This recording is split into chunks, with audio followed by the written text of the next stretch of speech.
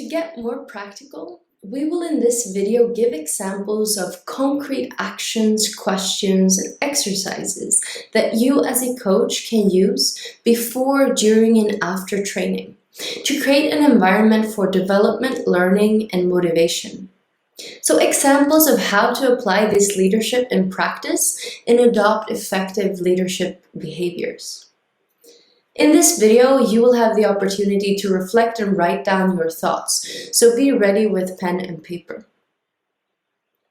Already in your season planning, you can draw up a schedule and strategy for building relationships with your players and within the coaching team. Think long-term about the players' individual development and create opportunities for players to influence during your training sessions. Take time to talk to your team and your players. So for example, how you and your team handle both setbacks and success. Encourage and praise the whole team as well as each individual player. Tell them about how you see them develop and link it to their motivation and efforts. Dare to also talk about the fact that everyone is different and that the different strengths make us stronger together. Talking, praising, and encouraging your players is something you can do before, during, and after an exercise, training, or match. The important thing is to make a plan for it. When we plan things, when we prepare ourselves, we're also more inclined to actually go ahead and do it. So one way to do this is to set aside time to talk individually with all players continuously during your weekly trainings. So it's better to have several short conversations, a little now and then, than to have longer conversations around the player's development once per year.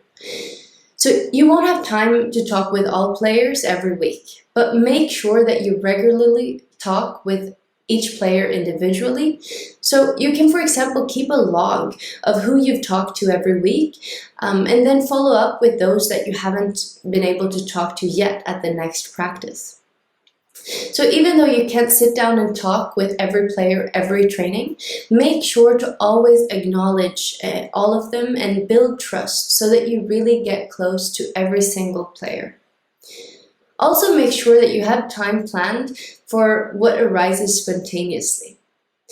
So the advantage of continuous shorter conversations is that players feel seen by you as a coach and you build trust in your relationships with them.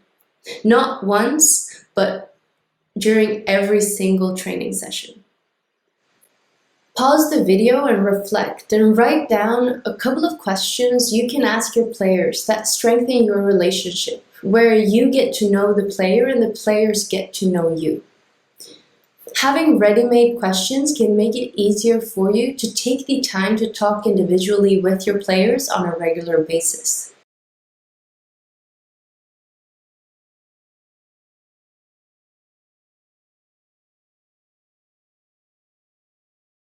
When planning your training session, include the idea of greeting, seeing, and meeting all players during every training. One way is to greet each player when they come to the training and when they leave the training, and to always start and end the training by checking in and out.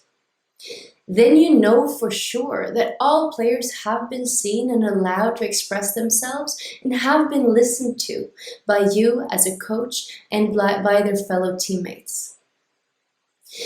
So also think about how you talk about failure. Often what we call failure is when something doesn't happen as we have imagined. So that's not so strange, especially if we're learning something new, right? So for example, if a player hits a pass that does not go where she wanted it to, it may be helpful to say, all right, so it did not turn out as you intended. So what can you do differently next time so that the pass goes where you want it to go? This allows the player to correct and realize, I need to focus more, or I need to keep my foot straight, and so on.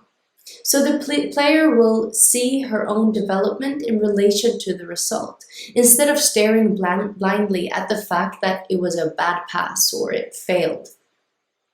So failure is part of evolving. We simply have to fail in order to develop. So be careful to create this understanding among your players and make sure to downplay your own reaction to failure to clearly show that it's not a big deal if it doesn't go as you wanted it to. At the same time, it is important that children do not fail too often, but that they often experience that they succeed and develop. So as a coach, it's therefore important that you pay attention to your players' strengths and weaknesses and adopt the training exercises at a reasonable level, both for the whole team and for individual players. So pause the video and reflect and write down 2 questions that you can use during the check-in at the beginning of a training session, where the players get to practice putting words to something that is important to them.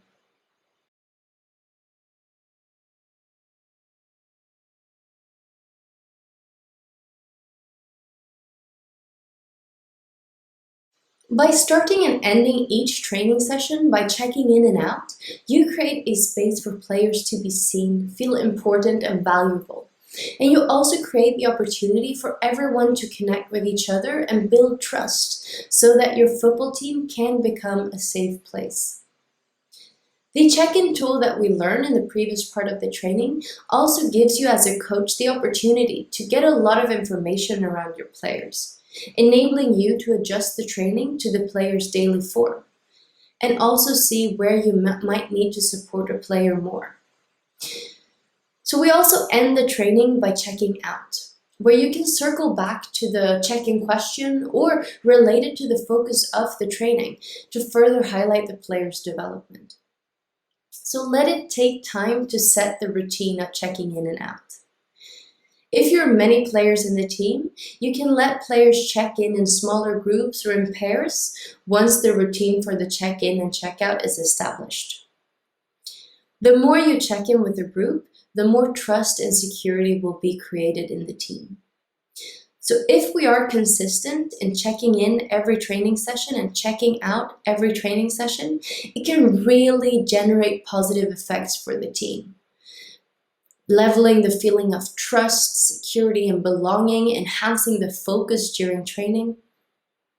But if we just check in from time to time, we won't see the same positive effect.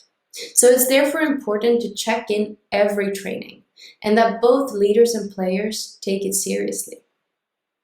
So pause the video and reflect and write down 2 questions that you can use in the checkout at the end of a training session, where the players get to practice putting words to their feelings or expressing something they learned or something they're proud of from today's training session.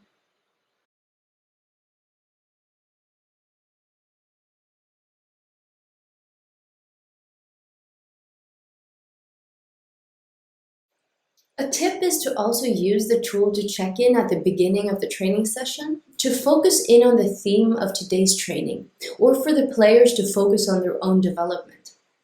Then you can ask questions such as, what do you want to put an extra effort into practicing today? Or how do you want to challenge yourself today? What do you want to think about a little extra in today's training? When you then start the exercises, think about where you place yourself throughout the exercise. So how you move around and what words you choose to say. Think in advance about what behaviors you should encourage and praise and how to act when you need to correct what a player is doing. So pause the video and reflect. Write down 3 different placements that you can use when players play small team games.